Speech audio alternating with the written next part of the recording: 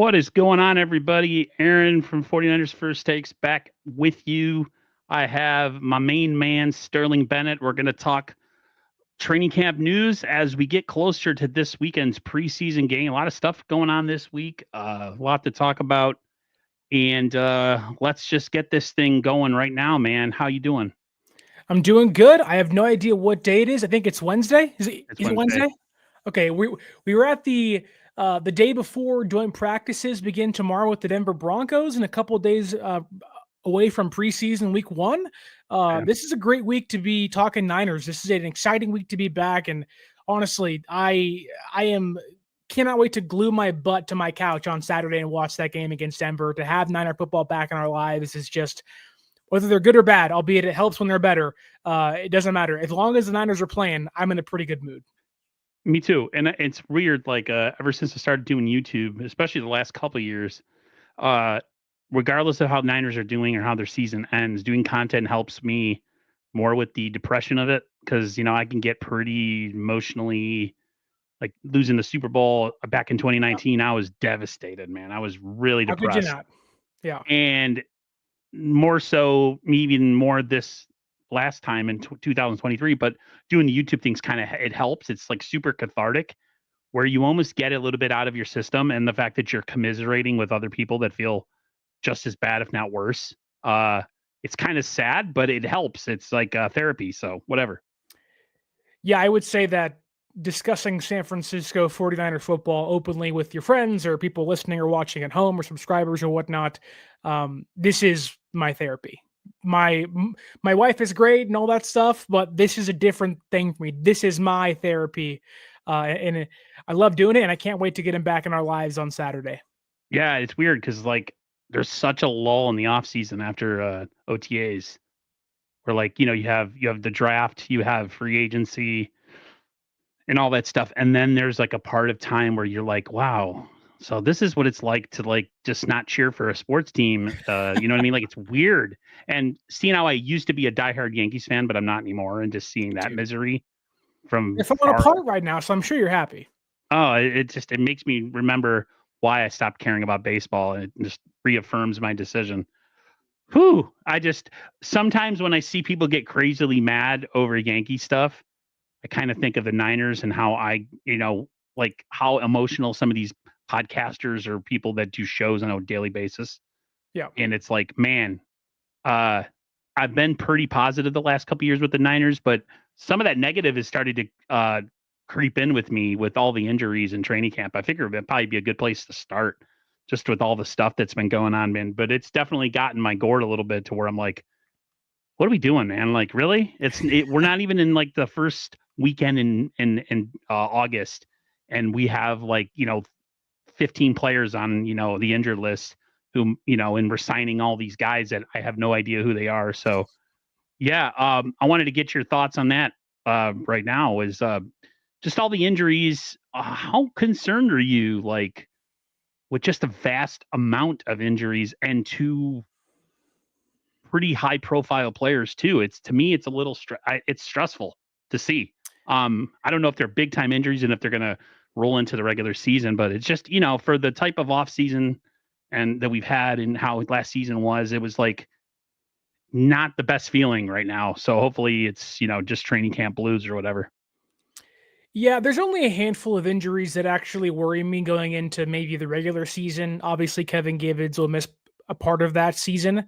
I don't know how long he'll be out for, but he'll miss the entire preseason and a chunk of the regular season, which sucks. But I don't know how you feel about Kevin Givens, but he wasn't and isn't the biggest name on my book. That said, I am a little more concerned about Isaac Guerendo because he's always hurt.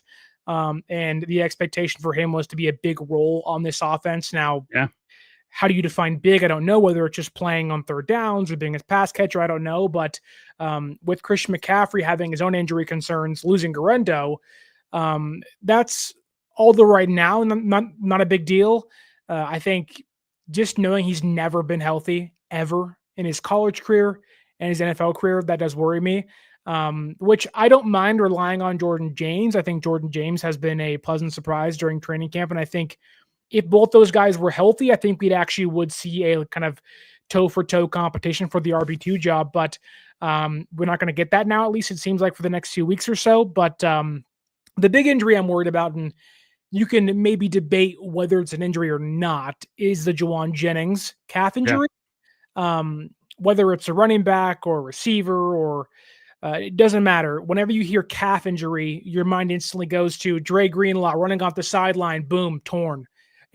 Achilles, and Tyrese Halliburton in the NBA Finals this past year, calf injury, bang, torn Achilles in Game 7. They're really scary, and it could be a strain. It could be nothing. It could be, as bad as Christian McCaffrey having bilateral Achilles tendonitis. I don't know. It could also be as simple as he just needs some rest. But whenever you hear calf and pair that with him wanting to get paid, it also adds a little more questioning of like what's going on, how hurt is he, and just how severe it may be. I was in my feelings a couple days ago about this all these injuries, and I was, the thing I go to is they've had injury issues through the entirety of John Lynch and Kyle Shanahan's time here, and people are like, "What they've invested, they've done this and I've done that." And like people like, "Oh, what do you want them to do?" And I'm in my mind, I'm like, they got to attack it until they fix it, because it's always a problem all the time, every year. And it's not like people are like, "Oh, it's just preseason." I'm like, we say that now, but before you know what the season's going to be here, like, it's a concerning thing because it's every year. And like, all these goals that we want to achieve this year, and it's a easy schedule and this, that, and the other, and everybody's talking up the Niners, and they have a chance with this young defense. Maybe they can surprise some people. They can't do any of that stuff if they're hurt all the time. The thing that always gets me is every single year we have this situation where like, oh, we got these guys and they're going to help to Christian McCaffrey. We're going to have this trio of running backs or this 4 running backs. And like every single year, whether it's during the regular season and now right now in the preseason, 2 of the backs that are supposed to be backing them up are hurt. And it's just like, it just never ends. And it's so stressful to me because it's like, I make these comments all the time when I'm on with you and Andre about, well, if we could just stay healthy, and they're kind of throwaway and you guys kind of bust my chops about them, but it's reality, bro. Like it's annoying. So I don't know. I said something on Twitter or X, and I was like, do John and Kyle, do they even pay attention to this? Is it, would they make a switch again if they had another injury down year again? Would they consider again doing something with their strength and conditioning staff? Like, to me, anything and everything should be on the table because it's just an ongoing problem all the time. The fact that it's this much in the preseason is super concerning. Yeah, I will say, while the Niners have a lot of ifs that can detract or kind of, make their season go down the drain, injuries being a big part of that. Thankfully, none of them are serious of, guys are out right now. Like you have Ayuk already out, and you have Mustafa, who seems like he's not going to be back by week 1, despite what his mom may say. And then you have Kevin Givens. Those are kind of the big 3. Maybe there's somebody else in there I'm forgetting, but that said, it does feel like San Francisco has been overly cautious with not just their stars, but the guys that are injured and how they bring them back, how they've worked them back into the fray. Like Ben Barch took first team reps in team drills, Ben Barch took 1v1s for the first time since being back for over a week, because they said, no, like we're not risking you getting hurt knowing you're a left guard. And the same is gone for Alfred Collins and guys who kind of lingering back into the fold. Curtis Robinson, the same. And albeit none of those guys, maybe outside of Collins, will play like these massive pivotal roles or unreplaceable players. I think, we have seen them be overly cautious or more cautious in previous years where, say it's Jauan Jennings, he would expect to be out there if he was, nursing a calf injury. Now, whether it's contract related or just him actually being injured, you can tell they're like, nope, we need you guys, be healthy. So, and even if guys are injured, like Bernardo Green, for example, has the hamstring injury, he's still doing very light work on the side, staying in shape, like doing small things to keep himself active. So, which makes me believe the injuries are not severe and shouldn't linger into the regular season. Now, Preseason games come and go. There's 2.5 more weeks of practice before the actual cutdown day comes, but so a lot more can happen. But I'm not overly concerned yet, but I will agree with you. The fact is, there is that underlying uneasiness of like, we are one injury away, and we have these guys that, despite how great they could be, it is one cut, it is one block, one pass rush move, and the season's over with in one way or more. So, I'm not concerned now, but that isn't to say that I won't get concerned very quickly if things take a turn for the worse. I always find it funny because, like, I have a nephew who's about 30, and he always has the talk of, like, guys in the NBA played against bums in the 90s and this and that, and athletes are bigger, stronger, faster nowadays. They could never compete, the guys back in the day. I would just find it funny in the NFL. The NFL was a more physical sport, and they had harder training camps, harder off seasons, and yet, like, the amount of injuries, like season-ending injuries, I can't remember, other than Jerry Rice blowing his knee out that one year. Like, it just didn't happen back then, bro. And now we're in this super, you could call it a soft era, where like training camp has been, negotiated by the players in collective bargaining, and they've lightened it so much, and yet people are still so hurt all the time. It's to me, it makes zero sense. I've never understood that about the modern athlete. You have all these things at your disposal.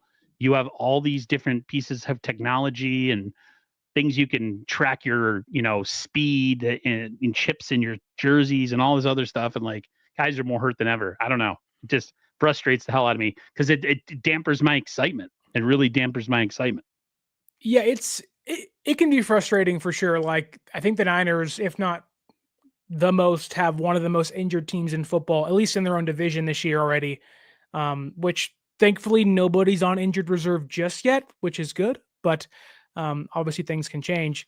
That said, it does feel like that the more rigorous training these guys go through, like, not talking about running routes or like the actual reps of practice, doing 1v1s or doing team drills, not those things. It's all of the working out, the sprinting, the running, the stretches. Like, while all those things are good in moderation, the more you do those things, the more strain you put on your body and ligaments and your tendons and whatnot, leading to tears and all those things. And sometimes they're freak accidents, like Ayuk last year getting tackled by the Chiefs guy and just like ruining his knee.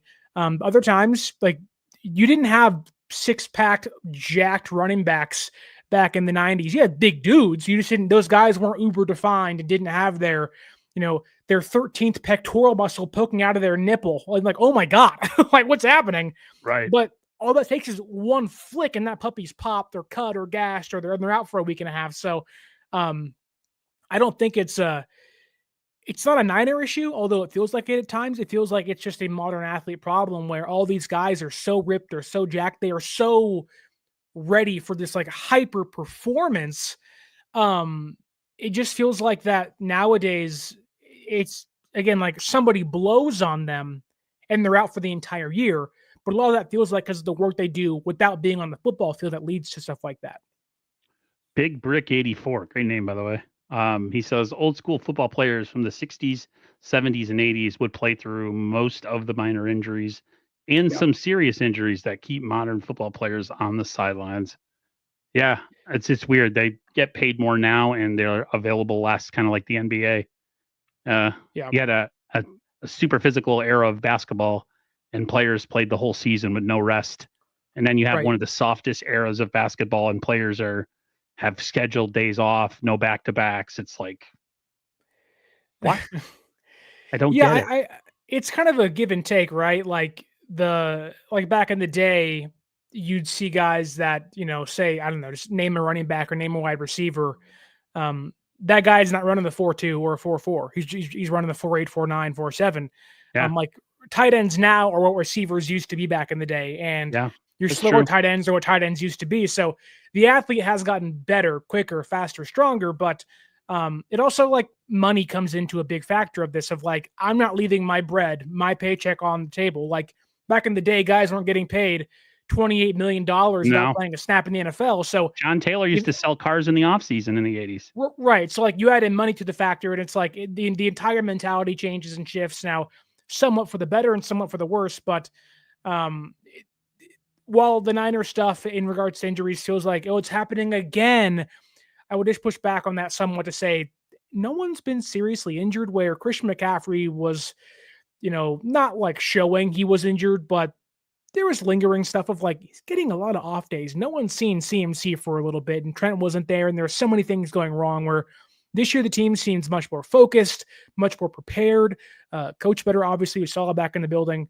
And I think having avoided the major injury so far, that to me is a good sign for the team.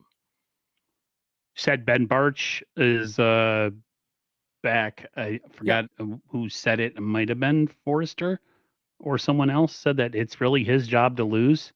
So here's another guy that has a hard time staying healthy. He's never healthy. It's essentially his job if he's able to stay in the lineup, which kind of nice, You miss a ton of time with injuries all the time. You literally just have to show up and you probably have your job. So that's kind of weird. But hey, that's great. I'm glad he's feeling better. I'm glad he's practicing and all that stuff, because the Niners need some like, what's the word I'm looking for? Like things to be in order. Like structure. Yeah. Like, at least the offensive line, we know who's starting week 1. You know what I mean? Yeah. Whereas the defense is kind of in flux right now because of all the new pieces. Well, it's funny you bring up Ben Barch, because while Forrester may have said, like you're alluding to, it's his job to lose, Shanahan like a week ago said it was a competition. Yeah. And I don't know who's right and who's wrong, or maybe Forrester got reamed after his press conference and was like, why did you tell them that? Like, oh my God. But that's supposed to be a form of advantage on the opponent or whatever. So, I mean, I think Ben Barch has the inside track. I think, yes, it is his job to lose. That said, Nick Zakelj has looked fine. He's not been overwhelmed, where in previous years he did. He's taken a lot of first team left guard reps. He's taken some backup center reps. So I'm not saying competition, but I also wouldn't play Ben Barch on Saturday because he's always hurt. So why risk it? Right. And if he's not even doing 1v1s until yesterday, like, I wouldn't have any starters play at all besides the guys that are fighting for a job or haven't played a preseason game at all in their careers. Yeah. Speaking of injuries, I want to circle back to Jauan Jennings. I know you saw the clip of Richard Sherman talking about how, questioning not the validity of the injury, because he thinks it might be something actually wrong, but he says that, there's a part of him that thinks if that contract got signed tomorrow, that injury would suddenly disappear or go away, or how severe it is would change. Any thoughts on Jauan Jennings playing a little bit of a cat and mouse game with the injury? Yeah, I don't think you're going to see Jauan Jennings pull the good old Kevin Nash WCW in the wheelchair with the fake cast on his leg, or Seth Rollins at SummerSlam this past weekend, kind of chastising CM Punk and then threw the crutches out in the brace out. I don't think Jauan's going to do that, although it will be pretty funny. That'd be hilarious. I do think that there is something, whether it's serious or minor. Jauan, like, if this just came out of nowhere during training camp amidst the contract negotiations, then I think there'd be some validity to it being kind of a work, if you will. But this has been bothering Jauan since OTAs, and it's been a problem for a few months now. So I don't know if that's a strain or if there's something more severe happening, but I think if Jauan wouldn't have shown up to the first day of training camp injured and practicing, knowing he wants to get paid. True. So I think this is a real injury. I don't think he's faking it. Now, maybe there is some over-exaggeration of like, I'm not going to go out there and practice. But even then, if he has any injury at all in his calf, I don't think he'd practice at all, because they've been so cautious with the guys this year during training camp and practice so far. I wanted to talk about, let's see, we could push this over to some people in camp that have looked strong, but I wanted to start just all the talk about Brock Purdy, how strong of a camp he's having. Yes, sir. How much, it's funny because if we do things the right way, we probably won't see him all preseason. and that we won't see the practice that's going to happen, the joint practice tomorrow. So, Yeah. just the observation or your feeling on Brock. Do you take any validity out of reports? Or are you one of those people that's more of like, I'll wait to make my judgments when the season starts? Because sometimes it sounds like everybody looks good in preseason, and then the season hits and it's an unmitigated disaster. Maybe it's just me, but like my mind has been pretty much made up on Brock Purdy for a year and a half now. Like, Right. I'm not someone that needs him to prove to me that he's a good quarterback or he's better than he can be. I think we've seen what Brock can do, and I think so far in training camp, there's been a lot of great things, some deep throws. There's been some of Brock's kind of gunslinger-esque play style on display at times. One to Ricky Pearsall yesterday, where he runs to his left, flips out his hip and tosses it back to the right-hand side, and Pearsall's open for a big play. So I just don't think Pearsall needs to have, or excuse me, I don't know, Purdy, he has nothing to prove. Now, you can say, well, you got paid, so prove you're worth the money you got paid, but personally, I don't feel that need at all. I don't feel the need for Purdy to go out there and show me he's worth the money, show me he's worth, $53 million a year. I think Brock was worth that contract before he got paid. I think he's the same quarterback after he got paid. And I think, the way he's looked, albeit the completion percentage may not be in his favor when, in regards to him and Mac Jones comparing each other. But I also just don't care about training camp box scores. It's stupid. It's pointless. It doesn't make any sense to me. Like, some people care about that stuff, and on my own show, I'll mention it because people do like those things, but I don't care if Brock throws, like, if Brock threw 5 touchdowns and 2 interceptions, I'm not going to be like, oh my God. Now, I'll say if it was a good or bad throw, but the only time I'd be really worried is if Brock was throwing like 7 picks of practice and like Jimmy Garoppolo did, right? 5 picks in one day, and we all said, what the hell's happening out there? Funny enough, against Denver Broncos. So, like the new Vikings quarterback who's having a hellacious camp. And it's just like Brock has looked good. Brock looks like the same quarterback he did last year and the 2 years before that. He looks like the exact same guy. I think he's playing more in the system than he was a couple of years ago, where being down there and you're seeing Brock just run for his life and move around and just make plays. I think there's been this effort to kind of not rein him in of like, you're being too wild, just rein him in back to playing in Kyle's system. Whereas last year it was so chaotic, it felt like he was running for his life and just doing things by himself a lot. They've been trying to kind of refocus the offense a lot more with Brock at the helm. I'm just going to go in this direction because it was such a stupid comment. Did you make it? What did you make of the dumb comment from, oh my God, Trey Lance's performance last week? A certain individual saying that the Niners look like they made a mistake. I mean, come on now, people. Come on. Do you have anything? Like, I saw it and I'm just like, consider the source. I think there's people that have ulterior motives that really want to be right on certain things. And I think, at least as I've grown older, it's okay to be wrong and admit you're wrong on stuff. And I think a lot of us were wrong about Trey Lance, and it's taken a lot of us a lot of time to come to grips with that. But I think, there was definitely an ulterior motive to putting that out there. It was not done with the right intentions. That said, if you're glazing a preseason game, which, again, no offense to Trey, I like Trey Lance. He's a good dude. He's always been a quality guy. I've been in there during press conferences with him. He's respectful. He's kind. And I think Harbaugh can work some magic there. Harbaugh has the innate ability to bring the best out of people. And look, I got the feels seeing Harbaugh smack Trey on the shoulders and the helmet. It was like, wow, this does, like, I'm rooting for Trey to be really good. I want Trey to find a home in the NFL and be a good player. I think that's in him somewhere. You aren't a 3rd overall pick for nothing. Like, somebody saw something in you. That said, I just hate the feeling that the Niners somehow screwed him. The Niners didn't use him to his capabilities. I just don't like the tarnishment of the organization as if they sabotage this kid. I'm like, I don't want to hear that anymore. Yeah, to be quite frank with you, the idea that the Niners sabotaged Trey, they were racist against Trey, or it's a bunch of bullshit. Like, they weren't. It's such a tired narrative because it's just It's the over. organization gave Trey a lot of opportunity. The issue was their timelines didn't match up, and that's okay.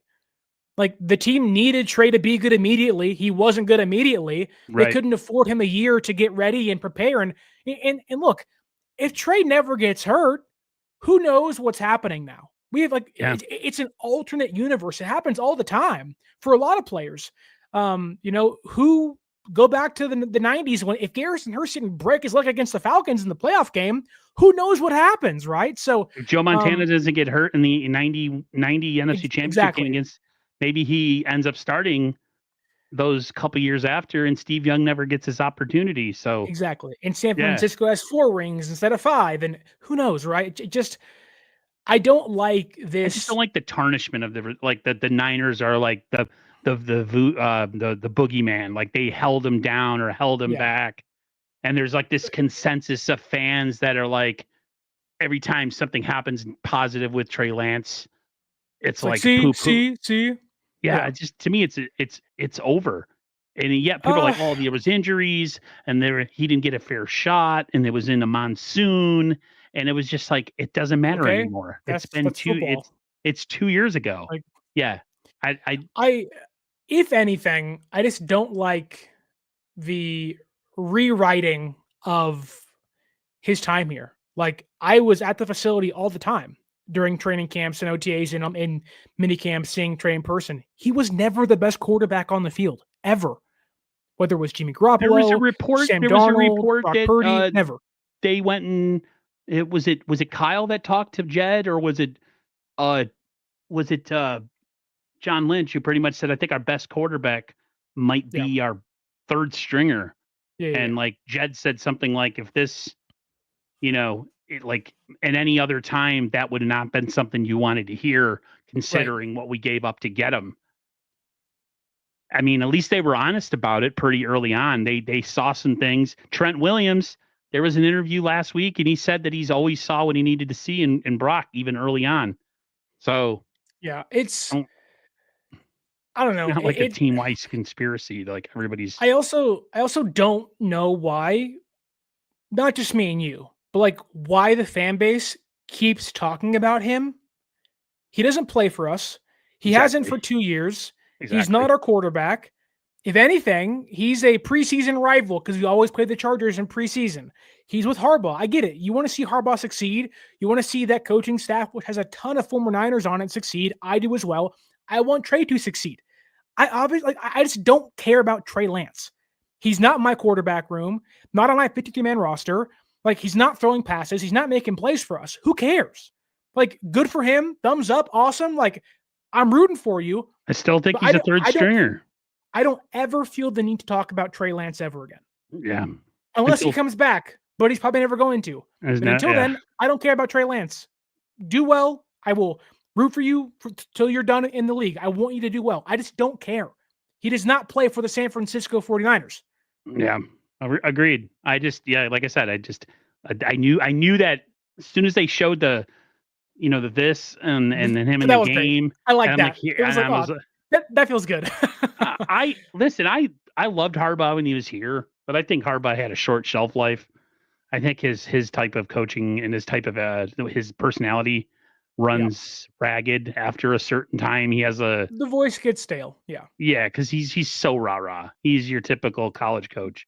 Do you think that with Ben Johnson gone and Aaron Glenn gone in Detroit, Dan Campbell may take albeit not ending as poorly as it did, do you think that Dan Campbell may take the Jim Harbaugh trek of a coaching path of lasting 5 years and then it's over with?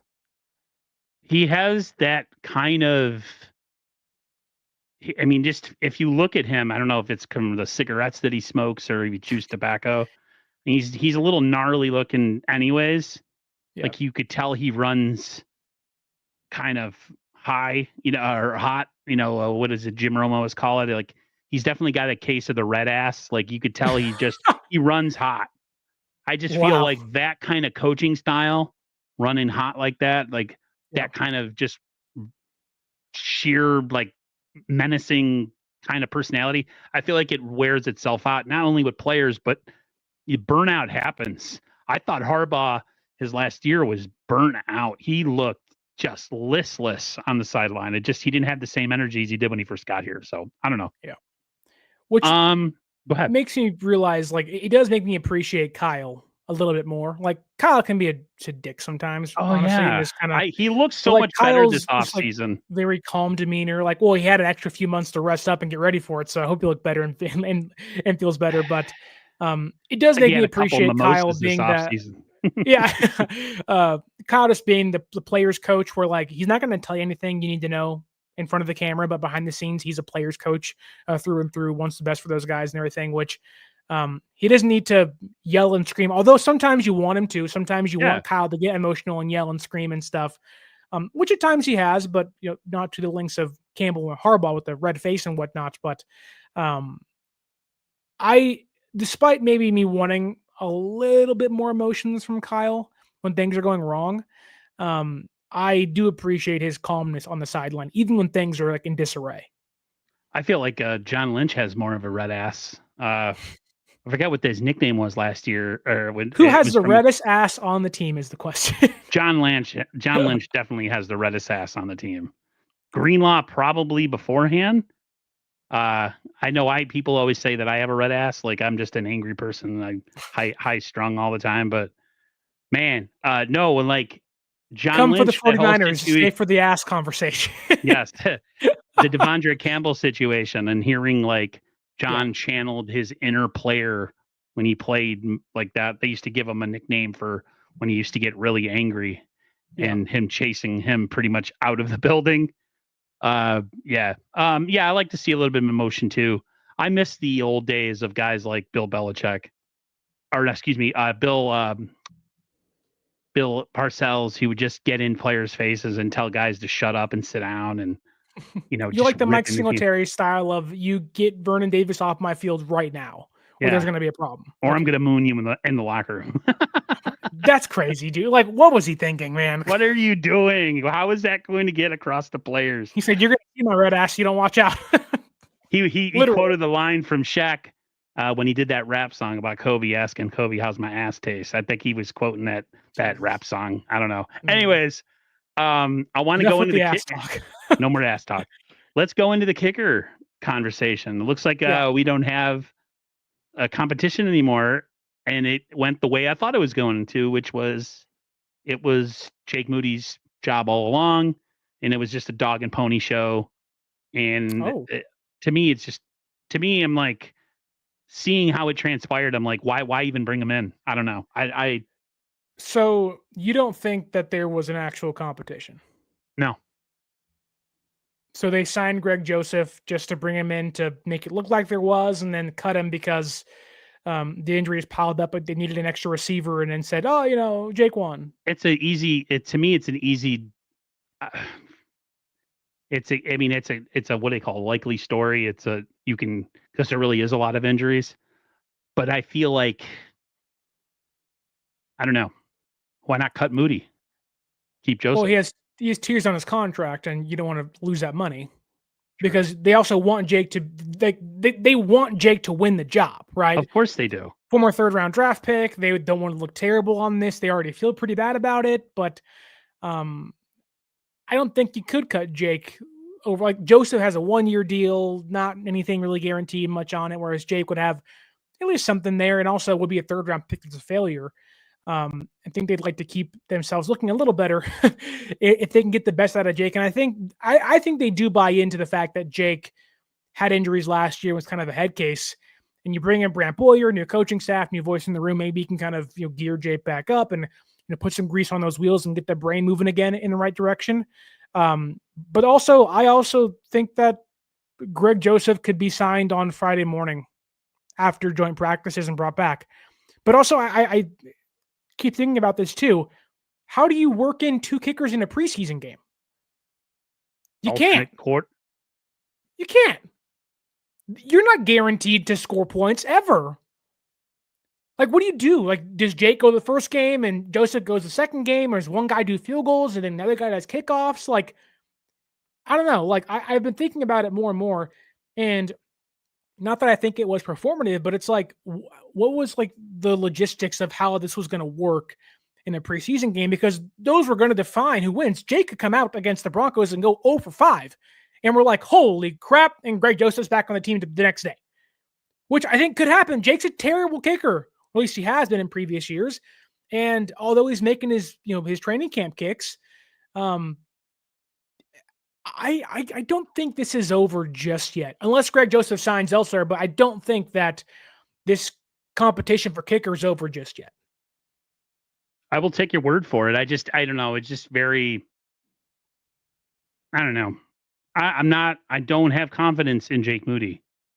I don't have, there's not a world where I live in whatever alternate reality or Crisis on Infinite Earths or whatever you want to call it. Like Flashpoint Paradox, baby. Yeah, he's not my kicker no matter what reality it is. He's not mentally strong enough to be a National Football League player. That interview he did last week told me from a person who is a good judge of character based on people's body language and stuff. I've always kind of been one of those. My dad was too. He doesn't, you might even just as yourself, Sterling, does he come off to you as a guy who has a ton of confidence in himself? Does he exude confidence? Or is he just kind of like an aw shucks guy, like, oh, well, I'm just glad to be here? He's probably the latter, but to be honest with you, I don't need my kicker to exude confidence, right? Like my kicker doesn't need to have this brawn, gigantic chin with, this amazing 6-pack and biceps jumping out of the Superman suit he wears. I just need my kicker to make kicks. I don't care what he looks like and how he talks, and I really don't care how his press conferences go. Jake's a pretty soft-spoken guy from Michigan. Like he just, so that doesn't bother me. I know we've gone from Robbie Gould, who was overconfident, a little cocky, would mix it up at times on the practice field with some players, and certainly would let the Rams know how they feel about themselves. I love that about him. Absolutely. Which I get it. Jake's not that guy. Jake just wants to put his head down. And sometimes, I think he's a little vulnerable mentally because of that. And I think that's why Brant Boyer is a good addition for him to kind of kick him in the rear at times, but also like we just talked about Harbaugh and the quarterbacks and Trey Lance and, having the ability to bring confidence out of players and get the best out of them. Boyer, I'm not going to say he's like Harbaugh, but he's kind of that hard-nosed, old style of coach. You're like, you don't give a damn. You're good, you're bad. He'll tell you how it is. He'll yell at you. He'll scream at you. He was heaping and hollering at the return coverage unit. He got there, grabbed the pad himself and said, get in line, and we're not leaving till I'm done. And it was like, oh, like that's not Brian Schneider. Like this guy cares. He'll get in your face. He'll yell at you. He ripped the pad out of rookie Marquise Siegel's hand and said, line up. We're all getting it right. And if we don't, we're doing it again. Like that to me is what you want behind Jake Moody. That will stand up for him, one, but also like sometimes as a child, albeit Jake's not a child, you just need that kick in the ass. I think Brant can give Jake that kick in the ass. I feel like we have that one parent back to the ass talk, by the way. We always right back to the ass. 49ers first ass. That's how I'm going to change my names. There's always the one parent that is like super kind of soft on you and coddles you. Yeah. And then there's that one parent or maybe even an uncle who like, no, and like, will intimidate you and challenge you. I have an uncle, my mom's from another Sicily, little Italian guy, but his presence and his demeanor demanded respect. And he's not a big person. Even in my adult life, he still intimidates me. And I don't know why that is, but presence, you're right. Maybe that's what he needs as a coach. I feel like maybe the soft approach of we'll get him next time, Tiger, tapping him on the shoulder. Maybe that's not the right approach. Yeah, you need someone who's going to push you. It's the difference in nature and nurture. And Brian Schneider would nurture a player like Jake Moody, and Brant Boyer is going to let nature take over and say, hey, like, life's hard. World's hard. Like, you got to find out what you're made of, kid, and go out there and win or lose. And constructive criticism, I think, is vital in life. Yeah. You cannot tell people what they want to hear. You have to sometimes break people down. Yep. I think it works with raising children. Like, you can't coddle everybody. Sometimes you got to let people fall on their face and let them deal with the consequences.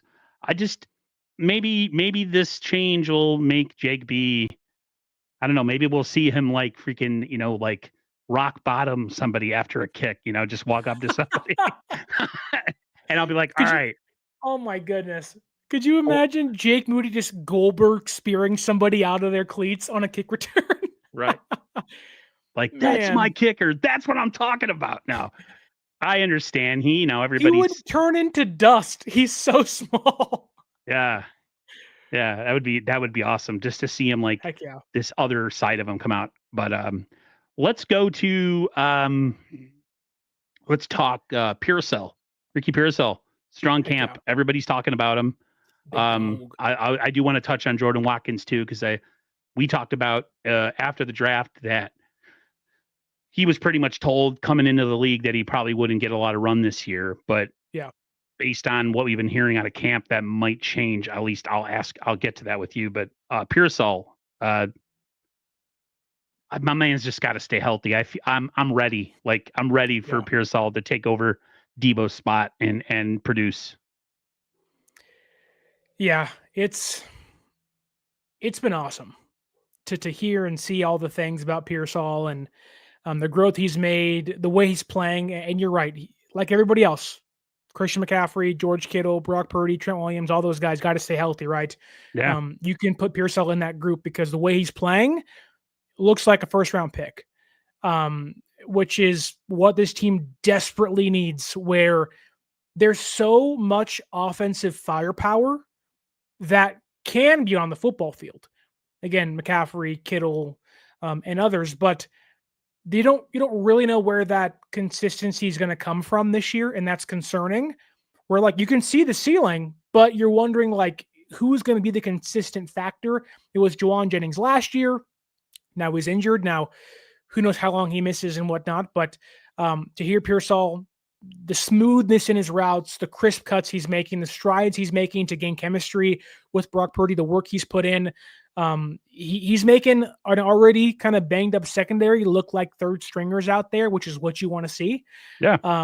Like the Niners secondary, albeit does have Lenore out there, doesn't have Renardo Green, doesn't have Mustafa, Jair Browns on and off the field at times. So there is some context as to why he may be having a great camp, but he's cooking guys that are supposed to be in kind of competition for a starting job on the outside or playing nickel. So it's just awesome. Like we can get into the whole Brandon Ayuk thing, and if Pearsall playing well moves him off the roster next year, I don't know. But you've said that if he can somehow show that he's worth the pick that he was, and I'm right with you. I'm not a big Brandon Ayuk right for the money they're paying him and like production and just attitude. Just all that kind of wrapped into one. Pearsall to me, if he can produce this year at a high level, see ya. When I think the way that Pearsall has played, it's reminiscent, although he's a not smaller guy. He's thinner than Ayuk, I think, and they play different, albeit being similar sizes. And we'll see if he plays much in preseason. I think Kyle said today on KMBR he's probably not going to play, which makes sense. But Ricky has a skill set that no one else has besides Ayuk. And with Ayuk being on the shelf for a long time, Ricky kind of becomes a key of the passing game. Yeah, you have Kittle and Jauan and Robinson, who's probably going to get suspended. But Pearsall has like that lone press man coverage zone, press man and man coverage beating skill set. And those guys don't. So like this team would love to have Ayuk back, but they desperately need Pearsall to be the player he is currently playing like in training camp. And I hope he can take it now and translate it over into the actual games, because if he can, you're talking about a massive leap for a guy that didn't play in training camp, didn't play in preseason last year, missed the first 7 games of the season, came back and kind of had to utilize that as his training camp and preseason games and got going late in the year. We could be in for a big jump for Pearsall in year number 2 in a very, very big way. I hope so. I really do. I mean, Jauan, if Jauan's healthy, Kittle and Christian McCaffrey. It's not bad. It could be a pretty exciting offense. Let's kick it over to Watkins. All I hear about him is he's killing it in camp. Yeah. And we talked about it after, like I said, after the draft, and you were like, I asked you, and you were like, I don't know, Kyle, pretty much. And you said he said it like Kyle doesn't see him playing or not a big role. I don't know, man. If things keep going the way I hope he shows out in the preseason as well, because Yeah. I mean that's just another added piece that like is unexpected. That could be something. Again, the Niners could end up being really, really dangerous. Yeah, I'm torn on where I sit with Jordan Watkins' play expectancy this year now, because on one hand, he's played really well. He's winning in, playing with the first team. He's getting open downfield. He's beating safeties and cornerbacks, and he's doing the right things, right? He's showing more than Dante Pettis and Jalen Hurd and other mid-round, third, fourth, fifth-round receivers that were brought in to be part of the offense, and maybe not in year one, but in year two. He's showing a heck of a lot more than those guys did. And I think with the injuries on the roster to Ayuk and Jauan being sidelined currently, and you don't really know what's going to happen with Robinson, probably going to miss the first 3-ish games of the year. It opens a door where your receivers are Pearsall, if he's healthy. Let's assume Jauan Jennings is back. You have Jauan and you have Pearsall, and Robinson's out and Ayuk's out. Okay, well, you have an unproven Cowing who hasn't played almost the entire preseason. He may come back, next week he's supposed to, and maybe he looks good and great, which is perfect, but he's not playing now. You have Russell Gage, who's looked really good and probably would be Shanahan's pick to be above Watkins on the depth chart, but Watkins is a different player than all those guys, including Pearsall. He's a deep threat. He gets open downfield. He can make contested catches. And I think that, if anything, like Watkins with Ayuk and Robinson on the sideline, I think he's played himself into at least being receiver 4. Now, he'll get pushed back down when those guys come back, and hopefully no one else gets hurt. But I'm not saying he's forcing his way into playing time, but in the playing time he has gotten with those guys off the football field, he's looked a lot more he's looked better, but also his game has translated quicker than previous mid-round receivers they've drafted, Danny Gray, Dante Pettis, and those guys. Well, I mean, like I said, with the preseason, coming right around the corner on Saturday, he's going to have a chance. It'd be interesting to see what if anything he can do. It's so hard to judge anything based off, a lot of people say like it's one thing to be going up against your own guys all the time. Right. And they could go for both defense and offense. Your defense could look really dominant because they know what's coming and they know the same plays are coming all the time. It's the true test comes usually within the the scripted practices between the Broncos and the Niners. So that's kind of where I start. Well, that's why Kyle values those joint practices so much over even the preseason games, because he knows, like, you're trying to install your offense and whatnot, and you're trying to limit things. And there's a reason why Kyle, after not getting one of them last year with the Saints, is wanting 2 of them and scheduled 2 of them this year with the Raiders and the Broncos. So you see Filthy Casual in the YouTube comments saying, I want to see Pearsall go against Surtain and press man coverage. I would agree. Like, you want to see your guys who go against Dallas Flowers and Trey Brown and Lenore and a variety of different players that may or may not make the roster. Right. You play against Patrick Surtain and what's supposed to be a pretty good Denver Broncos first team defense. If Pearsall and Watkins can still flourish, then we're having a different conversation come next week of like, this is real. Like, we're having this real, the prosperity of the receiver room is better than previous seasons by far. We're going to get a lot of answers, at least tomorrow and coming into the weekend. That's for sure. Going against a couple of our old guys. Yeah. Greenlaw and Hufanga. Hope they can stay healthy. I heard he was dinged up a little bit, which I called. I heard he's going to miss some time. Like when I called the last time we were streaming, and I wasn't trying to be a jerk. I'm just saying, I don't think he's going to make it. Like, when people are like, oh, Aaron, come on, man, don't be so. And I called it. So I'm not trying to be that guy, but I'm going to be that guy. Hello. Who was that? What was that? My lady friend. It's my girl. Okay. She hasn't been in one of these streams in a long time. I'm probably a good year and a half. So is she a Niner fan? No. Family's more Packer fans. Dude. Yeah, I'm trying to convert her. I'm trying to. Yeah, we've talked about trying to convert her to Ninerism, and it's family loyalty versus your BF. We'll see. Man. We'll see. I want to jump over to what was that? What did I have? I totally lost my train of thought. Neyor. Was it Isaiah Neyor that everyone He's blushing? The whole thing. Everybody talked about Isaiah Neyor in shorts and t-shirt. Yeah. Looked incredible in training camp, and then the pads came on, and a lot of people, including yourself, were going to be like, I'll believe it when the pads come on." Nothing happened when the pads came on. They let him go. He's now a Packer. I'm here to let you gloat. Say I told you so. I mean, I don't know much about him because I didn't follow the draft that much this year, so I didn't know a ton about all the UDFAs and stuff. But I'd love to hear your thoughts on that. Yeah, I'm not going to gloat. Like I rather him play well for us and everything. And to his credit, like he really did look good without pads on. I just think that the way he's built, the mentality he has, I don't think he fits a Shanahan style offense. I don't think that he has the physicality Kyle wants from his receivers.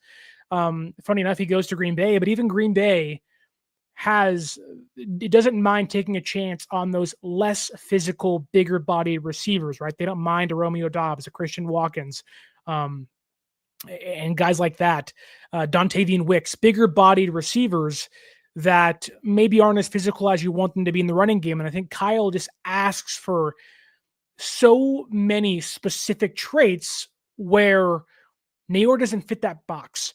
And I'm not surprised he got waived, not surprised he got cut. He disappeared.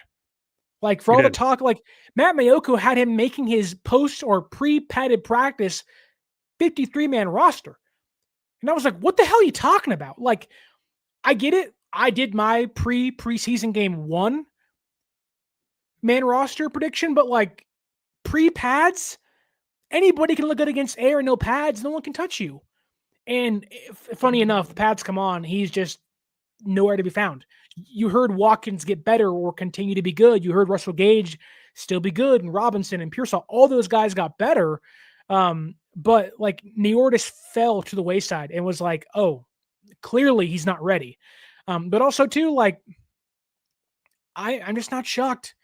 He's fit for that spread. Like, go to Kansas City, go to Cincinnati. Like, he fits those offenses better, albeit KC's moving towards a more run-heavy offense. Like, go to Cincinnati.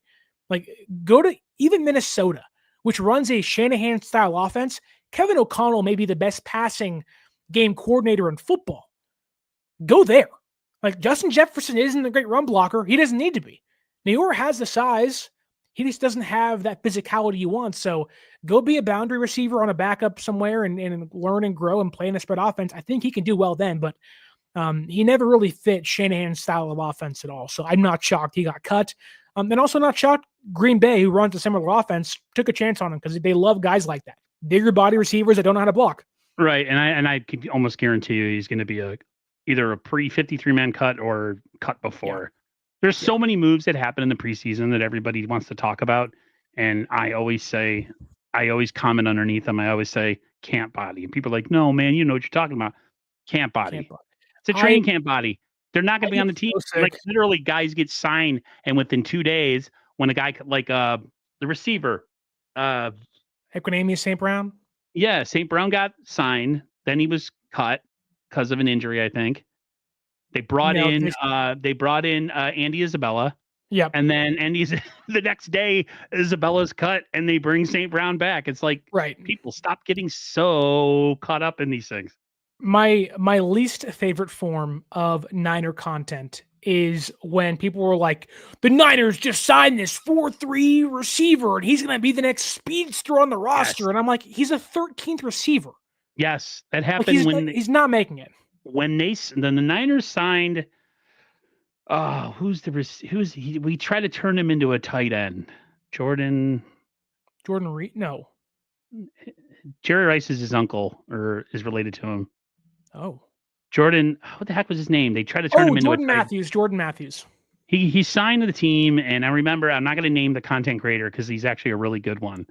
But he was all about, he likes guys with size, receivers with size. So he was like oohing and ahhing over Jordan Matthews. I remember they had this big video package because he's related to Jerry Rice and everything, and like literally one of the first cuts in training camp that year. And I'm just like, you cannot fall in love with a guy just because he's 6'3". Like he has to actually have skills to get open in a professional football offense. And so, yeah. And it's so rare to find that needle in the haystack, right? Like you don't find Tashaun Gibson often where he can come off the sideline, off the scrap heap, and start for you in a Super Bowl. Like that doesn't happen. So, or at least it doesn't happen often.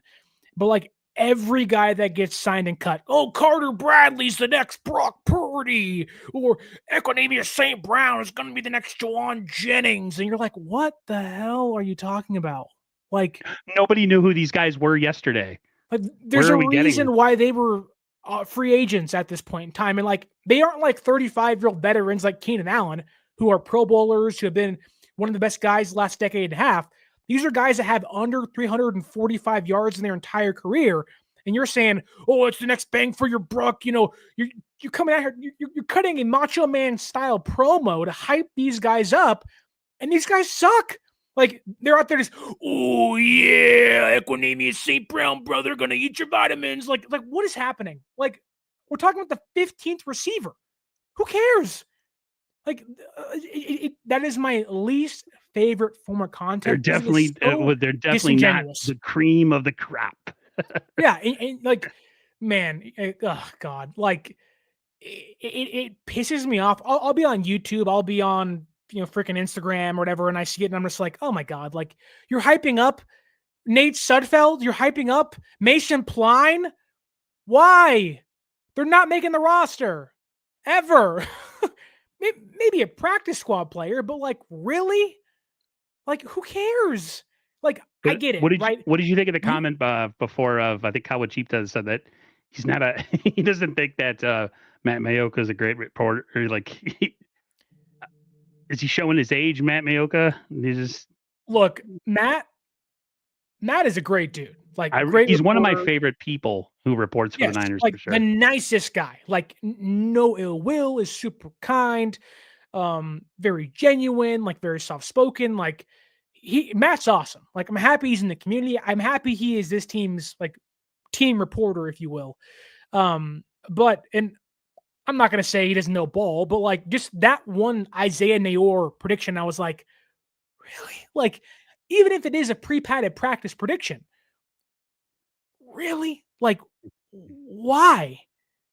Like, and look, I don't know ball is better, is as good as the scouts, so why would I? I'm not a scout, but it's like, Jesus, like, where's the line of logic that we're crossing?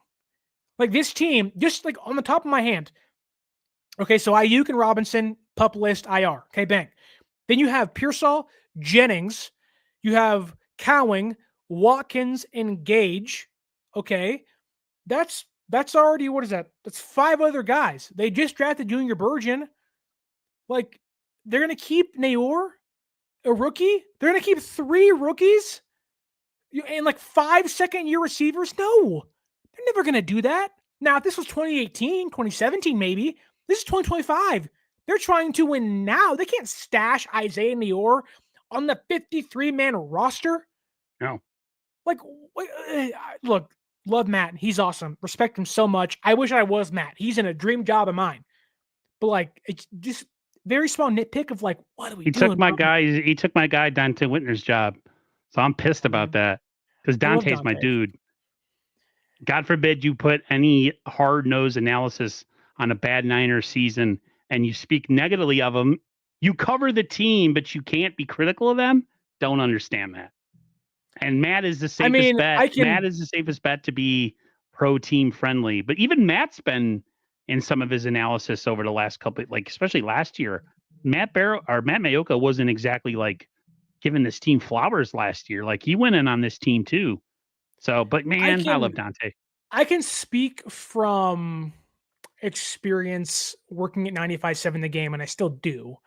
But like, we are the Warriors network. Like, we are the Warriors flagship station. So you're going to try to skew more positive, or you'll use kinder words when you critique them because there's money involved. There's contracts involved. All that makes sense to me. Like Matt is tied to NBC Sports Bay Area, which does Niner stuff all the time. They don't want to lose that contract. I get it. I totally get it. But sometimes you got to call it like you see it. Yep.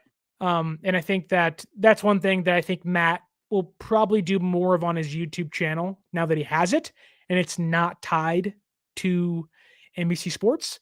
So I'll be intrigued as to what Matt and how Matt does things when he's on his YouTube channel once the year starts compared to being on TV or his writing. So I'm a little intrigued by that. Yeah, it'll be interesting for sure. I wanted to jump over to defense. One of the topics I have here was, and this is coming from I think it was a press conference the other day that, well, two things. Dee Winters emerging as a star. Everybody's saying that Dee Winters is linebacker too, and there's not a question about it. Yeah. And then there was the comment of this defense possibly having 8 new starters to start the year. You're a little bit less thrilled with that one. I mean, that's quite a bit. My guy Al from 49ers Plus podcast says it's closer to 4 or 3. He doesn't think they're going to start, 8 guys on defense that are new. Let's assume everybody's healthy. So your safeties are probably going to be Pinnock and Mustafa if they're all healthy. That's my assumption. That's one new starter right there in Pinnock. Your cornerbacks are going to be Neyor, Green, probably Upton Stout. Okay, so that's 2 new starters. Then your linebackers are going to be Fred and Dee Winters, and then you don't really need a third linebacker, but if you are, it's probably going to be Luke Gifford at this point in time. So that's, I guess, 3, but I wouldn't even call a third linebacker a starter. I'd call them situational players. That's still 2. Then you have the defensive line, which is Bosa. Givens is going to be out for a while, so let's exclude him. Mike Hell's new. I don't think Alfred Collins is probably going to start day 1. He doesn't look great in training camp, albeit you don't do much in the running game. But I don't know. I would like West to start. I really want to see him in the joint practices and preseason games because he's looked great. But no offense to Pooney and Brendel and Ben Barch and Nick Sakel, like not the best interior offensive line in the league. So right. Whereas it's going to be one of those things where we have to watch games in practice before we make that assumption. Like you've passed the first wave of success with flying colors. West has, Stout has, Mike Williams has, Jordan Watkins has, but let's see if that continues. Filthy casual. Didn't Saleh say during his press conference 6 new starters? I don't know. I don't think it'll even be if you want to get technical, I guess Dee Winters wasn't really a starter last year. You have to have Clea Davis starting. He wasn't a starter last year. Maybe he meant it in that way of there's no holdover starters or guys like that, that were on the roster last season. But Fred, Neyor, Bosa, Mustafa, if he's healthy, will be out there. Jaya Brown could win the job. He really could. It's still up for grabs. So I don't think it'll be 8, nor do I think it'll be as many as 6. I think it'll be 5 or 4. If you're not looking at it from the point of view of Winters didn't start last year, now he is. Because Dee Winters did start at the end of the season a couple times. So, but that's just me. Yeah, I don't really count him as a new starter on the defense. To me, he's a holdover from last year. Right. He's just officially a starter, but he was pretty much a starter last year during the season. Can we talk about the depth chart for one small minute? Because I see Filthy Casual says here, the unofficial roster depth chart had CJ West as a 3rd stringer. Let's see if I can bring it up. See, I always have a problem on my side because I don't have a zooming mouse. Right. Let's see if I can. Keep in mind, this is not made by the team or the coaching staff or a scout or an assistant or the water boy. It's made by the PR team. So Kevin Givens is on there with the first team. He's hurt. He's going to be out for a long time. On there, they have, Jordan Elliott starting. They have Like Trey Brown starting. Upton Stout has played a hell of a lot better than Trey Brown has in training camp. Jacob Cowling, who's hurt. Isaac Guerendo, who's hurt. All those guys are on there with the first team on defense or offense or special teams. So it's like you really got to take it with a grain of salt. Like if you are like, oh my God, like this guy isn't on there with the first team, just pause. Like this is not that big of a deal. Like these guys are not locked in as starters. Like it just like Jacob Robinson, for example, has been head and shoulders above Eli Apple, Fabian Monroe.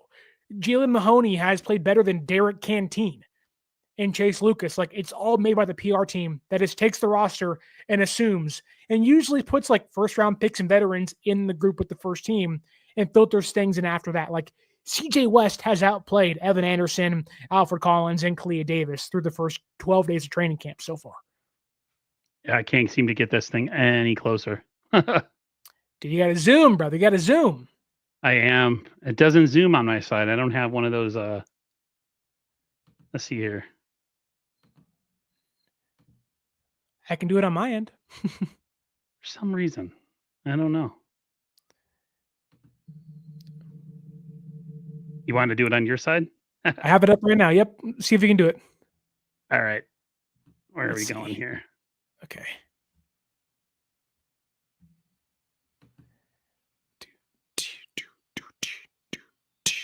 Oh, yeah, there we go. Okay. Is that good there? Yeah, I don't have like my mouse doesn't have a what do you call like a zoom feature because it's a touchpad. Dude, touchpad. Come on, man. But like just taking a look at the offense does look fine. Like the offense looks how you would expect it to look like. Pearsall, Jennings, Cowing, Gage, Watkins, Rob, like all that looks normal, right? But then like you get into the offensive line stuff. Like Drew Moss has outplayed right here. Drew Moss has outplayed Zach Johnson. Zach Johnson looks like dog crap. He's terrible. Terrible at the offensive line. He has been one of the worst offensive linemen on the field every single day. Terrible. Isn't Moss dating Brock Lesnar's daughter? I think they're married. Are they married? Imagine him as your father-in-law. Brock just came back to wrestling on Saturday. Ooh, imagine him as your father-in-law. Well, I mean, don't break her heart. He will destroy. There's a lot of things against Brock Lesnar right now, which has the fans in upheaval, which justifiable, but still, justifiably for sure. Like Kevin Givens is out. Okawanu's injured. Alfred Collins, the way he's played, Okawanu's injured too. Jeez. Yeah, it's minor, but still. Let's see. Like the cornerback room, that looks about right. Like Green and Flowers are going to be your starter and your backup. Stout's been better than Trey Brown. Trey Brown's been better than Darrell Luter Jr. Jacob Robinson has been better than Apple and Chase Lucas and Fabian Moreau. Mahoney was cut, then brought back. He's outplayed Canteen and Siren Neal during training camp. There's so many moving pieces. Like there really is, where it's like, once these guys come back, like once Gross Matos comes back and Dillard comes back, the entire thing changes. So like, it's really not that important. Like put nothing into this. Like this will not even be what the team looks like on Saturday. True. So like, don't even take any of it into account. Like throw it away, crumple it up, rip it up, burn it, throw it away. It's not important at all. Throw it in the trash. Right in the trash. All right. We'll move this off the screen. I will stop sharing my screen. All right. What else we got, brother? Brother. Let me see here. Let me tell you something, brother. Let's talk a little bit about how the Addison suspension affects the Robinson suspension. Europe. Is it 3 weeks? Probably going to be 3 weeks. About the same. It's probably going to be the same thing. DUI for Jordan Addison, DUI for DeMarcus Robinson. I don't know why it's taken this long, but it does feel like there's sweet ass time with these things. Just do it all. Like give us. They don't. It's not their job to give us a an advantage. You know what I mean? Like a Right. competitive advantage. So, and that's the only reason like we're pissed off about it because it's like we want to see what our depth chart's going to be week 1 or week 3 or whatever. So Exactly. But I think it'll be pretty similar. 3 weeks. He'll miss, opening night against the Seattle Seahawks. He'll miss the Saints game, and he'll miss that Cardinals game, I think, in week 3. He'll be back for week 4 against the Jaguars and week 5 against the Rams, against his former team. So that's my assumption. I think it makes the most sense. And I think San Francisco, if Pearsall and Jennings and those guys are healthy, and Watkins and hopefully Cowing, if all those guys are healthy, they should be able to survive for 3 weeks without, like, they should be at least 2-1 by. We get any of our running backs back. Just run the ball. Like, if we're up in any of those games, take McCaffrey out and just bring in, God, man, these running backs. Put in Amir Abdullah. Every year we have a depth chart in like March or April, and we're like, oh man, this running back room is going to be loaded. And we're not even in week 1 of the preseason, and that's completely out the window. It's just like, yeah, that's ridiculous. I don't know, man. I just get really pissy about the injuries, man. I don't know why. And then what do we got here? Stafford, Matt Stafford, the back, senior citizen, the back. He's got an issue with this herniated disc. I was telling my brother, I was like, dude, whatever we play them, every play, elbow, forearm, knee, Macho Man, elbow to the neck, elbow from the top rope, and the big elbow, and just like every time he goes like to turn to do a handoff, I want somebody coming off the corner just hitting that thing. People are like, oh, that's so evil. It's dirty. Yo, you got to do what you got to do in order to win games, bro. I don't care. I won't go that far, but there's nothing wrong with. It's like in basketball, right? Like you want to make the person feel your presence, know you're there. Even if you're knocking them down, maybe not hitting them, but just like a little tap, little tap, taparoo. I'm here. Exactly. But like to me, for all the Rams are a good team. Like they are set up to be a good team. They almost beat Philadelphia last year in the playoffs. And like they got better. Like they got better defense, better offense. Devontae Adams is there. Like they improved the roster, but their entire season hinges on 37-year-old Matthew Stafford staying healthy. And if you look at his record, he misses time every 2 years. He was hurt 2 years ago. Now he's been healthy. He's played after a deep playoff run. Like, I think there's a problem. It's one if it's like a muscle thing, it's spasms or something. When it's put a heating pad on it and call it a day. Dude, he's 37-year-old with a bad back, disc issues.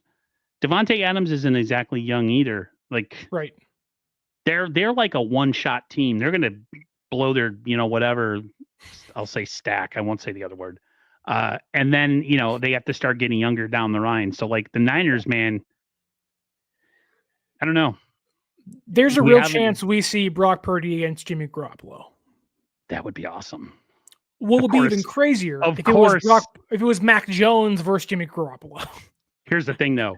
If that happens and we go to play him, the keyboard warriors or I call them the Conanites or whatever, the people that hate Brock, they are waiting for failure to say, see, that's why when I watch games, I don't just watch games from a fan perspective. I watch games from a social media perspective because I know how much losers some people are, that they're waiting for a fall just so they can go on. And it's just, it's coming. Same thing if we had to play the Chargers. Do we play them in the preseason this year? I don't think so. We always do. Because what's going to happen. I don't think we are. You're going to see one throw in the game that Trey can't, or that Brock can't make. And somebody's going to tweet from their platform because they have a ton of pull or a ton of stroke. See, the Niners made a mistake. we play Denver Raiders and Chargers. Of course. Here we go. It's going to happen. Expect it. Like, that to me is a matchup where Brock has already put himself, in my opinion, he cemented himself as a better quarterback than Jimmy Garoppolo and pushed himself way ahead of he's miles ahead of Jimmy G. And I like Jimmy G. It's no disrespect. It's no hate. It just they're different quarterbacks. The worst thing that can happen to Brock Purdy is losing to a Jimmy Garoppolo-led Rams team. And that's worse than losing the Super Bowl, because you could even then say, I made it to the Super Bowl. Losing to Geno last year in the way that we did at the end of that game It was terrible. That was bad. Like, one of the biggest knocks on not just Purdy's resume, but also the team last year was like, you lost to Geno Smith, really? But I think that if you lose to Jimmy Garoppolo, that will be one of the biggest and worst hits of Brock's resume, because it'll just the media, the fans, it'll just be this big wave. But I think going back to Stafford's injury, like, he's one hit away from being done. Like, and so is everybody else. But like, when you're 37, bad back, herniated disc, already getting shots and treatment on August 5th and 6th before the first preseason game, right? That's a problem. Yep. Like, you're inching closer to it being over than it being good again. So he's I closer think to the end of the line than he is in play games. That would be interesting. Here's the thing, though. If we win and Brock plays well, people aren't going to make anything of it. It's like, oh, you're supposed to beat him. So you don't win either way. It's like, if you win, you're supposed to beat him. And if you lose, biggest story, it's going to be all over the front page on, 95.7 in KNBR on Monday morning. You have people calling in, telling the Niners made the wrong choice. They never should have signed. And so whatever. But that's pretty much going to do it, guys. For everybody that was in the chat, whether on Sterling's page, 49er Access, thank you for watching the stream. Like, share, comment, subscribe to both of us. We'll be back somewhere down the line. I don't know exactly when, probably closer to the season. Sterling has a ton of content. He does a lot of stuff for his own channel. So I try to get him here when I can, or we do try to collaborate when he can. He's a busy guy. He's been covering training camp really well on his channel. So if you guys want training camp coverage that's like strictly just training camp, and you want to see Sterling's beautiful face, go to 49er Access. I put up a couple videos here and there this week, just talking about some minor topics. If you guys like quick hitting stuff, then there's different stuff for you. So, but everybody have a great rest of your night. Go Niners, and we'll hopefully see you guys in the future. Peace.